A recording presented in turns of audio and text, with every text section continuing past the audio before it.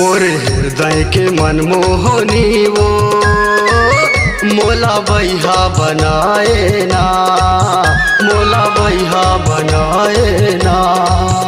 मोर हृदय के मनमोहना रे मोला बैही बनाए ना, मोला पगली बनाए ना। सक्का माँ खोजो तोला डिंडौरी खोजो तोला, खोजो मैं गाड़ा सरई माँ। सक्का माँ खोजो तोला डिंडौरी खोजो तोला, खोजो मैं गाड़ा सरई माँ। मोर हृदय के मनमोहना रे मोला बैही बनाए ना रे, मोला पगली बनाए ना। मोला बैहा बनाए ना, मोला बैहा बनाए ना।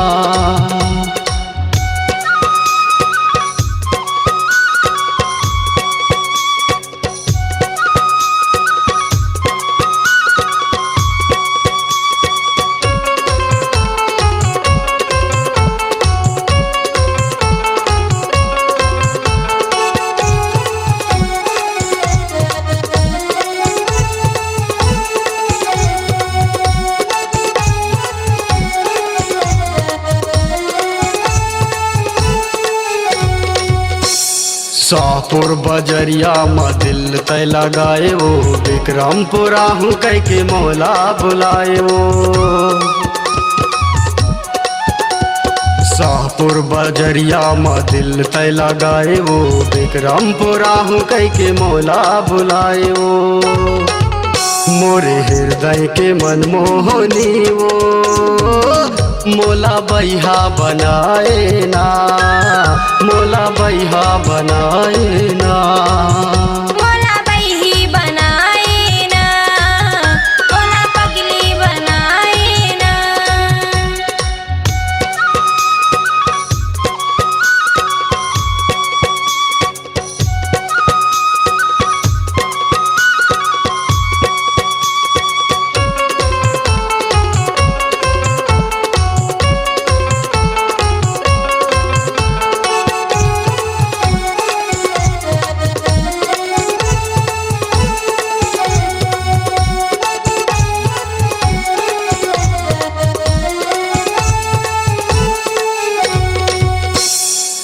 जिला है मंडला टूरा हीरापुर गाँव रे, पूछाते पे मोर राखी हवे नाम रे।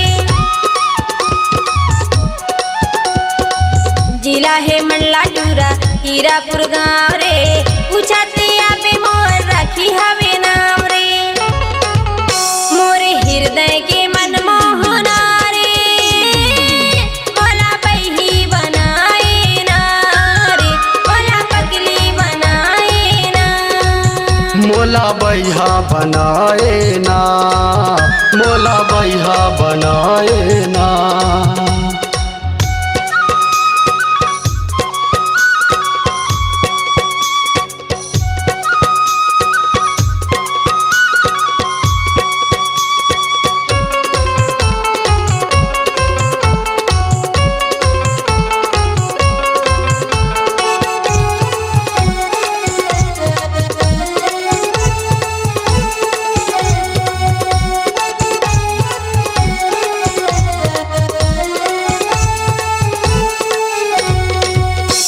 संचालक निरपद बाघेलो झटोला गाँव, काबर भुलाए राम चरनाओ। संचालक निरपद बाघेलो झटोला गाँव, काबर भुलाए राम चरनाओ। मोर हृदय के मनमोहना रे मोला बैही बनाए ना रे, मोला पगली बनाए ना। सक्का माँ खोजो तोला डिंडौरी खोजो तोला, खोजो मैं गाड़ा सरई माँ। सक्का माँ खोजो तोला डिंडौरी खोजो तोला, खोजो मैं गाड़ा सरई माँ। मोर हृदय के मनमोहना रे मोला बैही बनाए ना, मोला पगली बनाए ना।